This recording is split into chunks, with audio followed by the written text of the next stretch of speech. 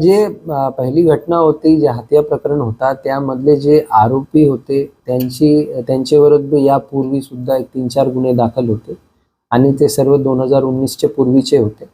आणि जे पीडित होते त्यांच्यावर सुद्धा गंभीर गुन्हे दाखल होते, 5-6 गुन्हे दाखल होते त्यांच्यावर. आणि ते 3 महिन्यापूर्वी जिल्ह्यातून तालुक्यातून तडीपार होते, एक्सटर्न होते. अशी पार्श्वभूमी आणि त्याचबरोबर त्यांचे दोघांचे मध्ये एक पर्सनल अफेअर मुळे काही वाद सुरू होता, अशी गोष्टी तपासामध्ये निष्पन्न झालेली आहे. आणि या गोष्टीमुळे ही घटना झाली अशा आतापर्यंत झालेल्या तपासामध्ये निष्पन्न होत आहे.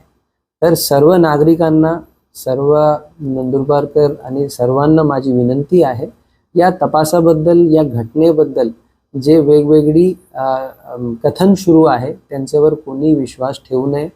तपास अगदी ऑब्जेक्टिव्हली चालू आहे आणि सर्व आरोपी याच्यामध्ये अटक आहे. आणि जे काही आतापर्यंत आलेले पुरावे आहे आणि यापूर्वीची जे पार्श्वभूमी आहे ते सर्व एकंदरीत बघता हे एक वैयक्तिक वादामुळे झालेली घटना होती.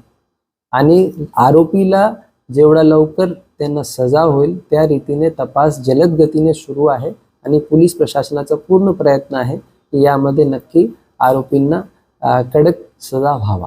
सोशल मीडियावर या दोन्ही प्रकरणामध्ये जे पहिला हत्येचं प्रकरण होता, त्याचबरोबर काल जी घटना नंदुरबार शहरामध्ये घडली, जी कायदा व सुव्यवस्थेच्या परिस्थिती निर्माण झाली होती, अशी दोन्ही घटनाबाबत जे काही वेगवेगळे व्हिडिओज आहे, काही लोक स्वतःचे व्हिडिओ काढून गैर मेसेज, मिसइन्फॉर्मेशन आणि रूमर्स पसरवत आहे.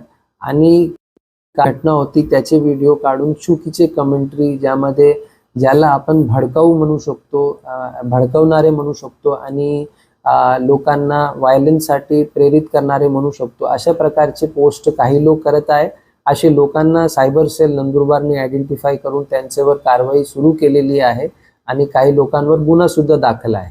माझी सर्व नागरिकांना विनंती आहे, कुठल्याही प्रकारची जे सत्य परिस्थिती आहे ते व्हेरीफाय न करता आपण पर्सनल कमेंट किंवा पर्सनल टिप्पणी पोलीस प्रशासनाची जे तपास सुरू आहे त्याच्याबद्दल करू नये. जे काही दोन्ही घटना घडलेली आहे अत्यंत दुर्दैवी आहे आणि सर्व नागरिकांना माझं आव्हान आहे, सर्व प्रशासन, पोलीस प्रशासनाला सहकार्य करा. यामध्ये जे काही निगडीत आरोपी आहे त्यांना आपण कडक सजा देऊ. कालची जी घटना होती त्याबद्दल जेवढे आरोपी होते त्या सर्व आरोपींना आपण कडक त्यांच्यावर कारवाई करू. त्याचबरोबर पूर्वीचे जे हत्या प्रकरण होता त्याच्यामध्ये सुद्धा दोन्ही आरोपी विरुद्ध आपण कडक कारवाई करू, अशा रीतीने तपास सुरू आहे.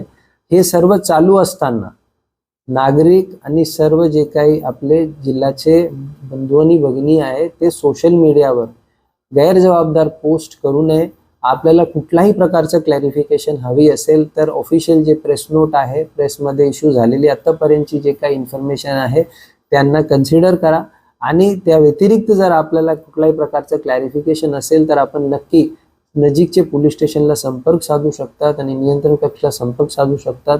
किंवा चुकीची पोस्ट किंवा वैयक्तिक ओपिनियन जे फॅक्ट नाही आहे अशी गोष्टी व्हायरल करू नये. शांतता ठेवा आणि शांतता प्रस्थापित करण्यामध्ये सहकार्य करा. जय हिंद, जय महाराष्ट्र.